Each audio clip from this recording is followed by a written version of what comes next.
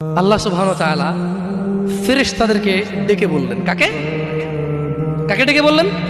ফেরেশতাকে, যে হে ফেরেশতারা, আমার কোনো বান্দা সে যদি গুনাহ করার ইচ্ছা করে, কি করার ইচ্ছা?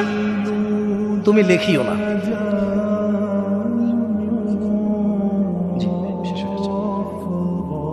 তাহলে ফেরেশতাদেরকে আল্লাহ কি বললেন? আমার কোনো বান্দা গুনাহ করার ইচ্ছা করলে তোমরা তা লেখিও না, যতক্ষণ পর্যন্ত সে না করে। যখন সে এই অপরাধ করে ফেলে তোমরা লেখিও, বাড়তি লেখিও না, যতটুকু করেছে অতটুকুই লিখবা। কিন্তু জানেন আল্লাহ আপনাকে কত ভালোবাসে? এই সেইম আল্লাহ ফেরেশতাদেরকে বললেন, শোনো, আমার কোনো বান্দা যদি কোনো ভালো কিছু করার নিয়ত করে সঙ্গে সঙ্গে নেকি লিখে ফেলো।